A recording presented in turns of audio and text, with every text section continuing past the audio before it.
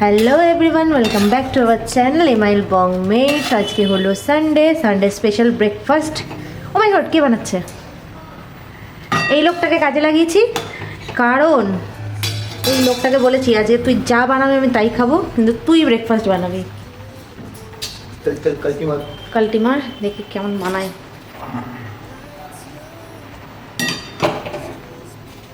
এটা কি ওই পাস্তাটা যেটা আমরা এনেছি? এই পাস্তাটা হলো, এটা ময়দার পাস্তা নয়, এটা হুইট গ্রেন না কি বলা হয়েছিল আমাদেরকে, কিছু একটা, যাই হোক। তো সেই পাস্তা, হেলদি পাস্তা। কম তেল ডালো, বাহ সুদার গে। তেলের সাথে দেবো আমি একটুখানি বাটার। এই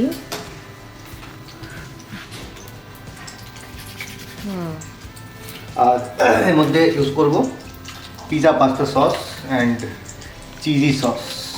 ও মাই গড, পাস্তার মধ্যে পড়বে স্পেশাল ধরনের পাস্তা। আচ্ছা, অরিগানোটা আছে।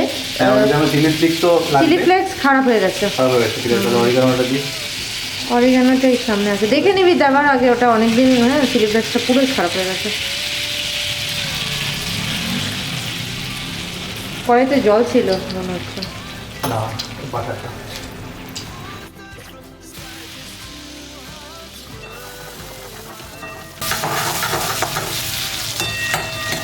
তো এমনি এটা বানানোর জন্য আমার কাছে তেমন কিছু আছে দোকান নেই পাস্তা, তার জন্য জাস্ট একটা নর্মাল পাস্তা করছি। পেঁয়াজ আর একটু ওই বাটার দিয়ে সোজা পাস্তাগুলোকে ঢেলে দেবো এর মধ্যে, আর উপর থেকে সস দেবো, একদম সিম্পল।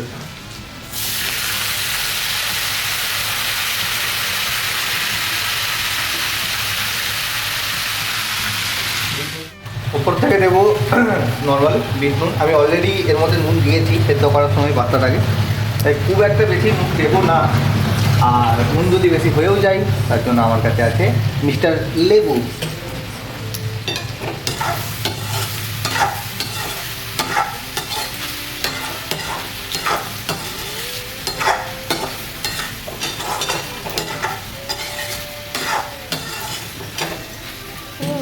একদম হালকা আছে বানাচ্ছি যাতে লেগে না যায়।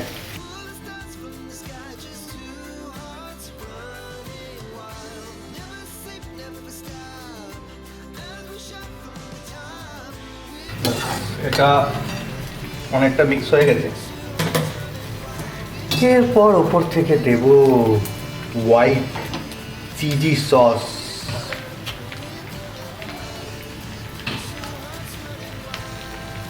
ঠান্ডায় জমে গেছে, বেরোচ্ছে না।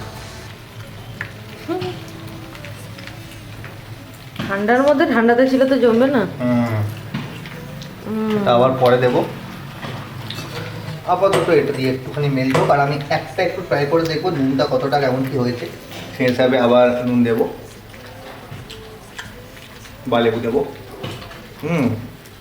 এটি টেস্ট খুব একটা খারাপ নয়, এটি আমাকে অনেকটা পরিমাণে পুষ্টি দেবে। থাক,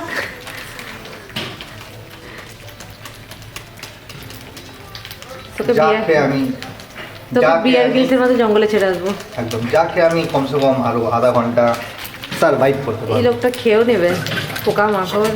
হ্যাঁ হ্যাঁ, আমার ভালো লাগে, যা পাবো তাই খেয়ে নেবো। শোন, দরকারের সময় না দাদাকেও বাপ বলতে হয়, এটা হচ্ছে আসল কথা।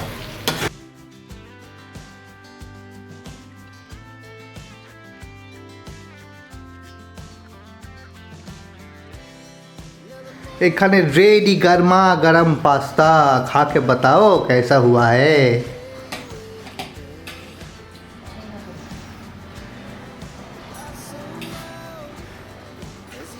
দারুণ হয়েছে, দারুণ। হ্যাঁ, লবণ ওই পাশে দেওয়া আছে। তুই দারুণ দারুণ, হ্যাঁ দারুণ দারুণ বলে খেয়ে নিস না, আমাকেও খেতে দে। তো সানডে, সানডে মানে ল্যাদ খাওয়ার দিন, আর এখনও চলছে ল্যাদ। এখন বাজে দুপুর প্রায় 12টা, আর এই যে আমরা সবাই ল্যাদের মুড়ে আছি। এখনও অবধি রান্নাবান্না হয়নি, তো যাই এখন বাজার যাই, দেখি বাজার থেকে কি পাওয়া যায়, সেই হিসাবে রান্নার প্ল্যান হবে। আপনি বলুন কী খেতে চান আজকে? যা ফোকাস আসছে না, 1 মিনিট ফোকাস লাগাতে পারেগা ক্যামেরাম্যান, যারা ফোকাস করো এদিকে বল। হ্যাঁ এবার ঠিক আছে বল। যা রান্না হবে তাই খাবো। আর এখানকার গাছগুলোর অবস্থা খুবই খারাপ, শীতকালে গাছগুলো পুরো ফুটে আছে, আর কিছু না। 1 মিনিট, আমাদের এখানে কাজ চলছে। কিসের কাজ? আন্ডারগ্রাউন্ড ইলেকট্রিকের কাজ। দাদা দেখে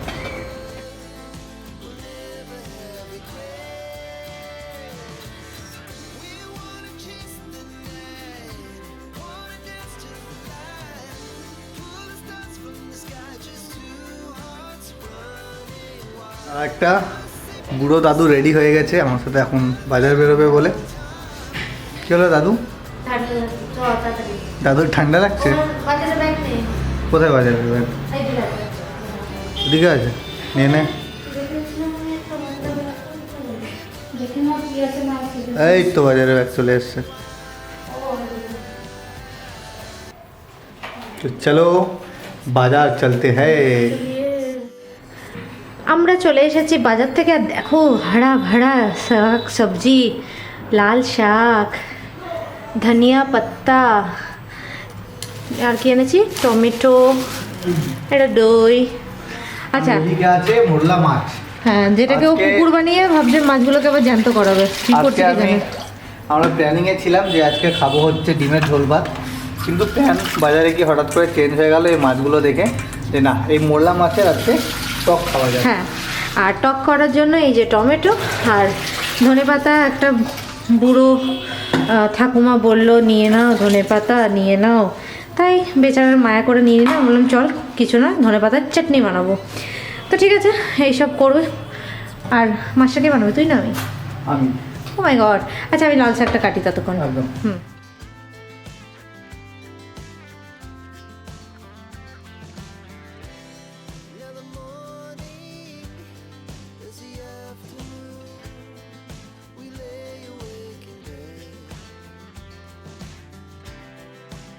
চলো মাছ প্রায় এখানে ভাজা হয়ে গেল, আর করবো মাছের টক। মাছের টকের জোগাড় এখানে করা আছে, রসুন, কাটা পেঁয়াজ, টমেটো, ধনেপাতা সব রেডি। ছটপট 10 মিনিটে তৈরি হয়ে যাবে মাছের টক। সরষে ফোড়ন দেবো, সরষে ফোড়ন আছে ওখানে। এই স্ট্রবেরি গাছটার জন্য মা স্পেশালি এই টবটা বানিয়েছে, সার দিয়ে মাটি দিয়ে অনেক কষ্ট করে। আর এত গাড়ি যায় না দিন রাত এখান দিয়ে। স্ট্রবেরি গাছটা এতদিন যত্ন করে অনেকটা ছোটো ছিল, বড় করেছি। এবারে এর মধ্যে পুরোটা লাগাবো, ঠিক আছে? এরকম করেই লাগাবো, বাট টবটা খুলে দেবো, খুলে যাতে গাছটা পরবর্তীকালে আরও বড় হয়। ও মাই গড।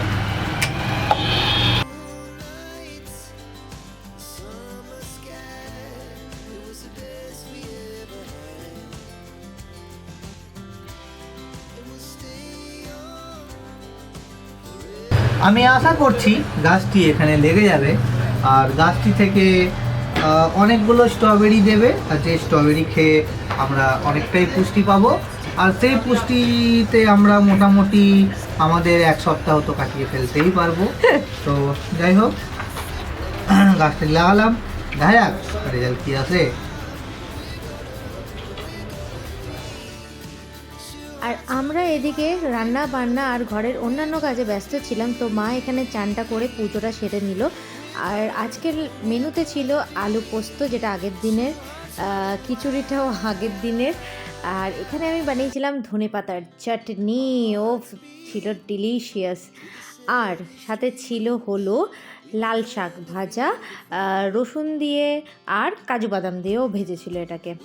আর সাথে আরও আছে, দাঁড়াও দাঁড়াও যাচ্ছ কোথায়, ওই যে মাছ আনা হয়েছে মোরলা মাছ, কিছুটা ভাজা আর কিছুটা বানিয়েছিল ও টক।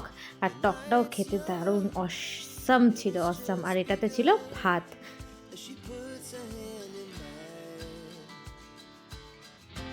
আর খাওয়া দাওয়া করেই আমরা রেডি সেডি হয়ে এখন 3 জনে মিলে গো হচ্ছি কোথায়? যাচ্ছি হলো হরিণালয়। এখানে আমাদের ইকো পার্কের 4 নম্বর নয় 6 নম্বর গেটের দিকে নতুন একটা জু ওপেন হয়েছে। তো অনেক দিন ধরেই যাওয়ার ইচ্ছা তো ছিলই, তো মা যেহেতু এখানে আছে তো ভাবলাম যাই, একেবারে আমাদেরও ঘোরা হয়ে যাবে, মায়েরও ঘোরা হয়ে যাবে। আর ঢুককেই দেখো এই সুন্দর সুন্দর এইগুলোকে আই থিঙ্ক কাকাতুয়ার বলে, কাকাতুয়া, টিয়া পাখি, মানে পাখিদের সেকশনটা ফার্স্টেই ছিল। আর অসাম এই চন্দ্রমল্লিকা ফুল দিয়ে গোটা জুটাকে খুব সুন্দরভাবে ডেকোরেট করা হয়েছিল, যেটা দেখে আমাদের মন জুড়িয়ে যাচ্ছিল। আর এই যে জিরাফ মহাশয়, কি দারুণ এরা হাঁটছিল, দেখে না এত সুন্দর লাগছিল। আর এখানে এদের এখন আই থিঙ্ক ডিনার টাইম হয়ে গেছিলো, তো এই জায়গাটাতে ও খাবারের সন্ধানে এসেছিল, আর তখনই দেখছি আমরা ওকে খাবারও দিতে এলো। তো এটাও দেখে নিলাম, বেশ ভালোই লাগলো।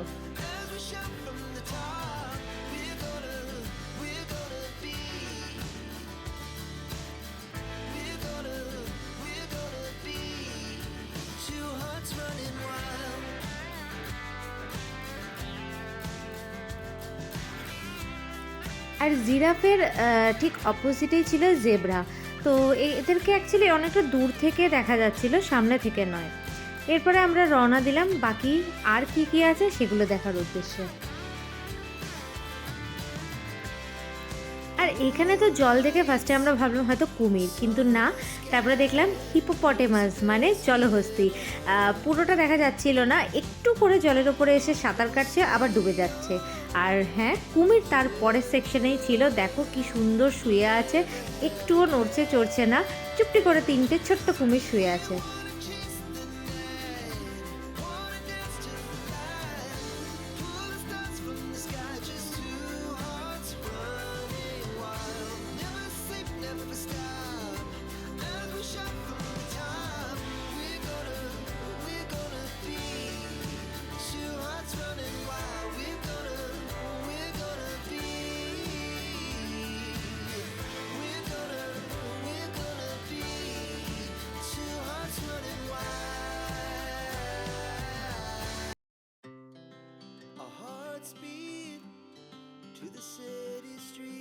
আর এরপরেই আমরা ভাবছিলাম হরিণালয় আছে, তাহলে হরিণ কোথায়। দেখতে দেখতে চলে এলাম, এই দেখো কত কত হরিণ, ছোট্ট ছোট্ট বড় বড়, মানে প্রচুর হরিণ। তো এগুলোকে দেখলাম, ব্যাস হরিণের পরেই এই জু এখানেই মোটামুটি শেষ। ছোট্টখাট্টো জু কিন্তু খুব সুন্দর। আরেকটা হ্যাঁ, ছোট ছোট মাংকিদেরও জায়গা ছিল, কিন্তু ওরা গুটি গুটি পায়ে একদম টঙে গিয়ে বসেছিল।